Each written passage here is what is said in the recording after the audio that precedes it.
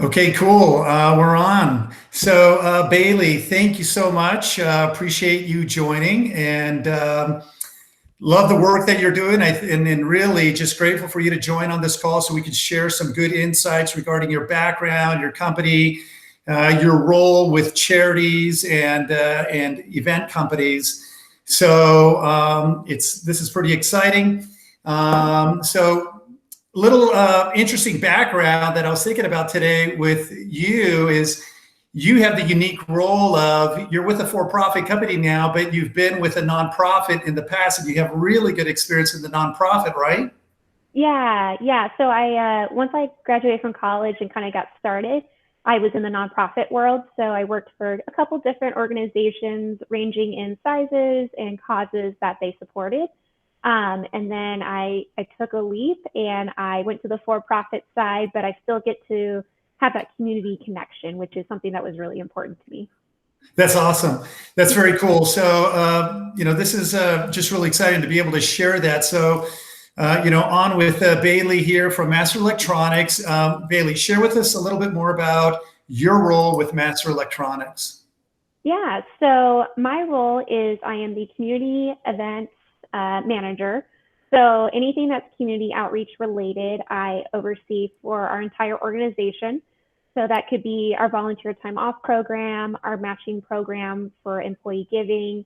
And I also have a group of ambassadors, is what I call them, at each of our locations, even up into our Canada offices, that work with me to really get the programs out there, get our employees involved in the communities in which they live and work. So my main focus, of course, is on Phoenix because that's where I'm located at our headquarters. And then the other side of that is events. So we have events from smaller things at the office to our large company-wide kickoff that takes place once a year, where we fly in close to 300 folks from our organization to learn about the company and do some personal development. And then last year was the first year we added a community component to that. That's awesome. That's huge, and that's quite an outreach with geographically speaking with your company and all the offices. So share with us, what inspires Master Electronics to develop that kind of that corporate social responsibility or that corporate giving, that community outreach. Yeah, so Master Electronics is actually still family owned. We have been since the day we started. Ike Nizam founded our company. He's still a part of it today, and his kids run it now. So you really get a sense of family, and to us, family also means the community. So where we all live and work is part of our family, and we want to do whatever we can to give back to them, whether it's volunteer our time or find dollars and contribute to a specific program or cause that is near and dear to either our employees or the family's heart. Yeah, very cool. As you know, Social Endurance, our company, we focus on, helping to build those, corporate partnerships, with charities and endurance event companies. So this insight is going to be extremely helpful for our partners. Can you share a little bit about how Master Electronics has engaged with nonprofits in the past? And, does it include fundraising, corporate matching, volunteering, all those things? What does it look like in the past? Yeah, so previously we've before the last couple months happened, we have had our volunteer time off program, our VTO program, where every employee gets 1 day or 8 hours to go volunteer out in the community at an organization of their choice. So they can go out on their own. If they have friends and family, they can do that. Or I try to organize one opportunity a month for them to go out. So it could be working at Desert Mission Food Bank out here in Phoenix, Special Olympics, or UMOM, which is a shelter for women and families. So that's one way that we give back. We also invite organizations to come to our offices to do volunteer opportunities. That's For awesome. some of our folks, yeah, it can be really difficult to get out. We have sales or customer service focused individuals. We also have a large base of warehouse employees at our Phoenix office. We have anywhere from 170 to 180 at one time. So it's very difficult for them to get out, out of the warehouse and go volunteer in the community. So we try to bring those opportunities to the office and just have them there for a chunk of time, kind of like stop in, make this blanket for a child who's receiving cancer treatment at Phoenix Children's Hospital, and then you can pop out and go back to your job. So that's one way that we try to give of our time. I'm very excited to share that we just recently launched our our employee matching program. So Master Electronics, in partnership with the Ike Nizam Foundation, is doing a 2-for-1 match for our employees up to a certain dollar amount. So we thought, now is a great time to launch that with the need that's in all of our communities right now. And we've had a really good response so far. So that's something new that we've launched and we're very excited about as well. Yeah, that is so cool. Love to hear that. And I guess that brings up, a question regarding, even during this time, we're going through, this pandemic, coronavirus. And one of the questions that we are receiving a lot at Social Endurance right now is, are for-profit companies still giving, right? Are they still giving? Are they still interested in engaging and supporting, charities, or being part of, good events virtually or whatever? But we're getting that question every single week, is even during this pandemic, are you still, engaged in giving? Are you still focused on giving back to the community and so on? Yes, Masters is still very into giving into the community right now. We believe that now more than ever, we should be encouraging that, just to help those through this time. So volunteer time off is still an option for our folks, although there are a number of organizations that have limited that face-to-face volunteer opportunity. We still know that food banks and a few other organizations really need a help right now. So our employees can definitely take that time. And we are, like I mentioned, we launched that giving program for our employees. And if they are giving to something that's COVID-19 specific or a food bank, we're trying to make sure that that contribution gets out as soon as possible for the match. That's so cool.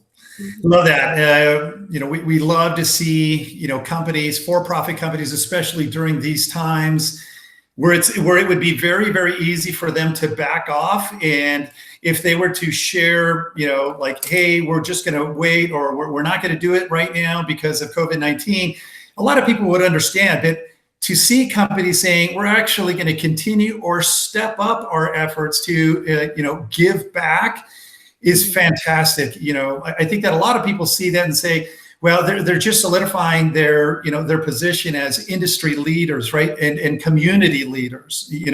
So thank you. That's absolutely fantastic. Now, just to shift gears a little bit, we've talked a lot about charities, and what about events? What does employee health and wellness? Do you have certain initiatives that focus on employee health and wellness? Because I know that's really big with a lot of for-profit companies and CSR, HR professionals, employee health and wellness, those kinds of events. Along with that, sharing, those thoughts with us. If you can also share, because of, this current pandemic, virtual events, what's your position with virtual events and, employees engaging that, and, corporate teams engaging, with that? Yeah, so on the health and wellness piece, there were some things that we had planned that we had to postpone because of the pandemic. But I think one thing that we did, and we stepped up in a really big way, was mental health. So we have a guest speaker who came and spoke at one of our events. His name's Dan Dapani. He's phenomenal. I know. I've watched him on YouTube. He's amazing. Yeah, he's really good. So we were able to have a number of sessions where he spoke to our employees, and just really, I think he helped out in a huge, huge way. And then this month, May, is Mental Health Awareness Month. So for the whole month of May, we partnered with another life coach here in Phoenix who is offering weekly trainings with our folks.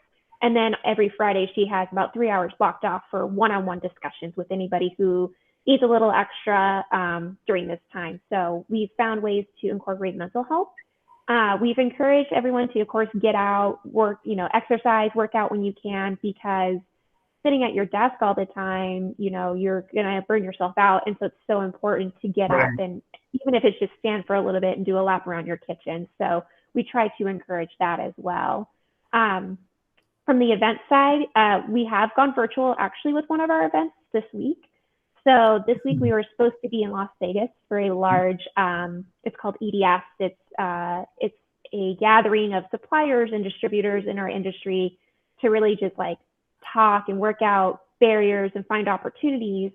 And, of course it was canceled for this year. So we took it upon ourselves to make it virtual. So we had 2 sessions with our president where he spoke to a general audience. And then we had one-on-one meetings with a handful of suppliers throughout this whole week. So it worked out really well. We're very happy for Zoom and virtual video chat options. And we got really great feedback. And so it just lets us know that stuff like this is possible and that we're able to still meet with our suppliers during this time and still carry the business through. Yeah, definitely. And I completely agree that, virtual, meetings, these, Zoom meetings or Google meetings, I think that's going to be part of the future, right? And I think that that's the way, to engage with employees and outside partners, right? So, whether it's charities or industry related or, things like that, I think it's going to be maybe a way for outside partners like charities, event companies to engage with your employees, right? Now, regarding employee health and wellness, I love the whole piece on what you guys are doing with mental health. Are there other things that you're looking at? Have you guys looked at other events? Well, not right now, but have you looked at that in the past and potentially in the future? Something like walks, runs, bicycle, type events to promote employee health and wellness, if they do come back, again, after this pandemic? Or is that something that you would be open to? Yeah, so before the pandemic hit, we started kind of like a Biggest Loser challenge at our office too. So that was, people were going crazy over it. They, had teams and team names and really encouraging each other to eat healthy and to get out and move their bodies. So as far as I know, we're still doing that, which of course has a little bit of some barriers and obstacles to it, but we've got some folks that are still keeping strong to it. And, we've got some runners at our office. And so we are always open, and we were looking at marathons, half marathons, or races with various lengths for our company to be at and have a team there. Pat's run was in April, and so you could do it virtually. And so we encouraged everyone to go virtually run or walk for Pat's run, the 4.2 miles. Wow, that's so cool. Love it. I mean, you obviously have a fantastic program that you've developed there, and it seems like it's been very supportive of the employee wellness efforts. Now, I guess along those lines, employee engagement. When I was at a former company many years ago, that was a big focus for us. Employee engagement, trying to put together initiatives, activities to increase employee engagement. Is that a big focus for you? All these initiatives are to support employee engagement? Yeah, I would say it's a huge initiative for us. Our employees are very engaged, and I think it's because we're able to mix up the types of engagement that we are doing with them. So, we have some programs that are specific to our warehouse folks, and then we have some that's open to everybody, but through, programs that promote safety at our location to virtual happy hours right now, and really listening to our employees and hearing what are their passions, and able to translate that through awareness days where, let's say, someone's really passionate about mental health. Next Thursday, we're all going to wear green, and we're going to encourage everyone across the company to wear green. So that way we can support this cause and the employee who's really passionate about it. So we've got all sorts of ranges of employee engagement. And, we also have a number of employees who go out and they volunteer on their own weekly. We've got a small group that does Big Brothers, Big Sisters out here. And so we try to support them. We have one individual who is very passionate about those that are experiencing homelessness.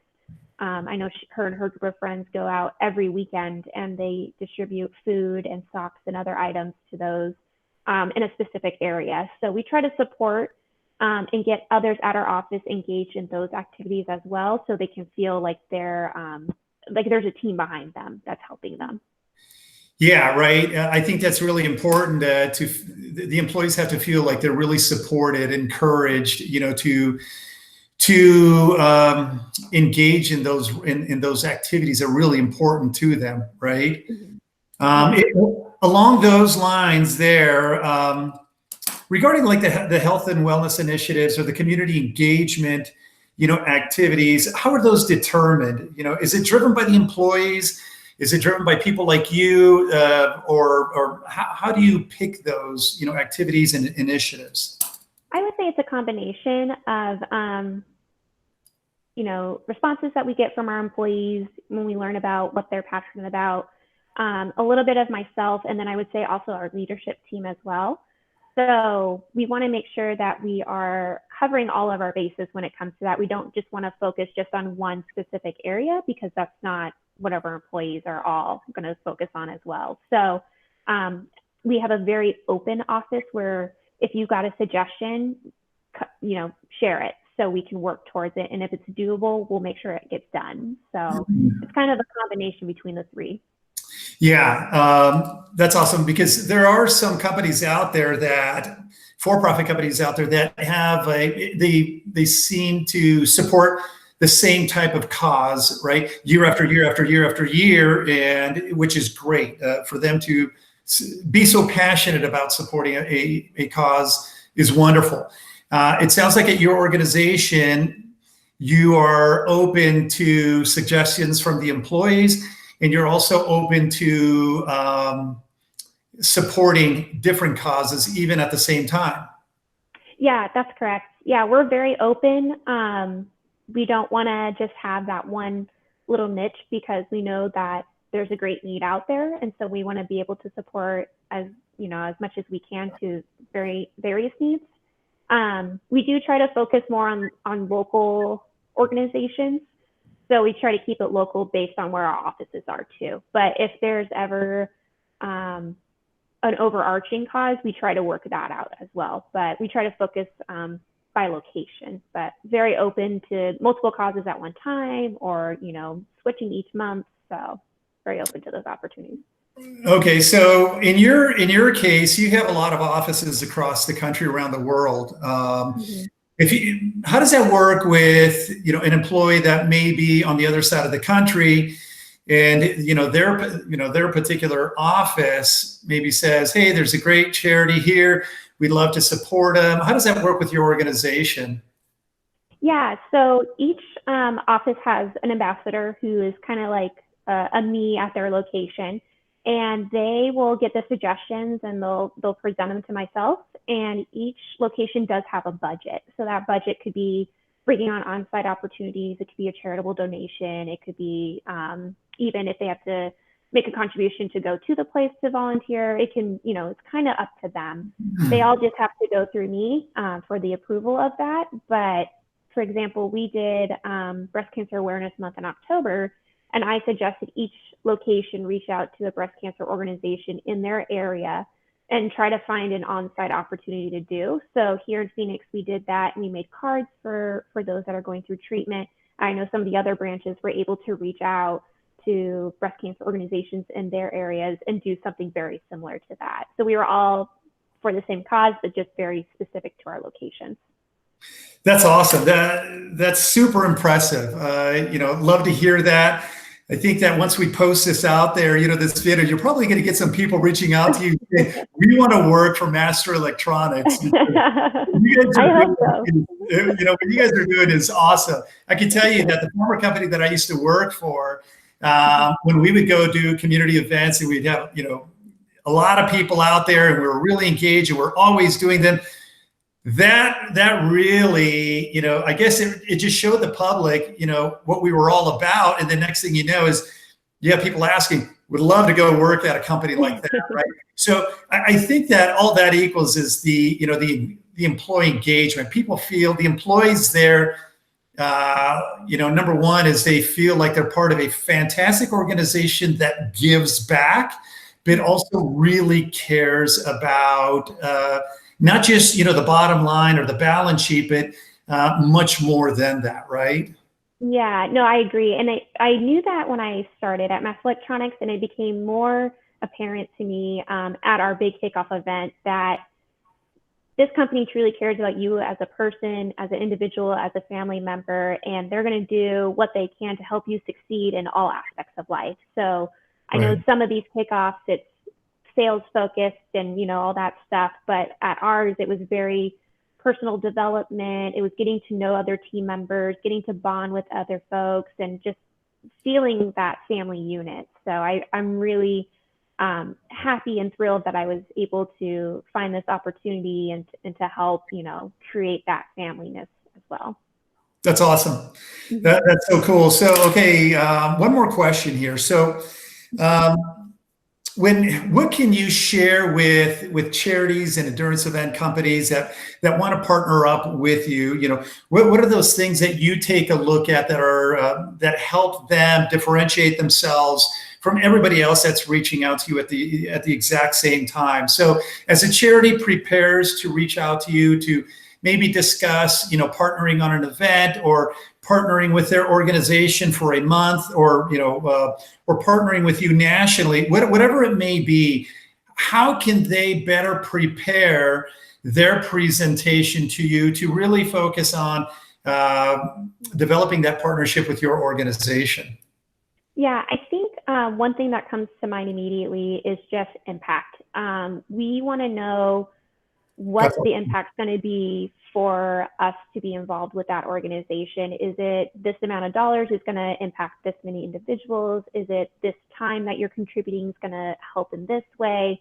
Just the impact is so important to us. It's what we're really driven by is helping others. I think another thing is creativity and flexibility. We like to try to do things that aren't necessarily inside the box. We like new opportunities. We like to, freshen things up a little bit. So we're always looking for unique things that our employees can do. And if there's any way too that we can get our suppliers and customers involved as well, they're all across the nation too. We would love to have opportunities like that. Yeah, exactly. So the creativity and the flexibility, I love that. Just because I think that's important, and sometimes it's overlooked, but charities and event companies being able to reach out to you and say, here are some ways that we can partner together, or how you can engage with our organization or engage with our events, or what have you. But at the same time, being open to some flexibility with your organization, because you might want to participate, but it might look a little bit different than how they proposed it, right? And for Yeah. whatever reason, right?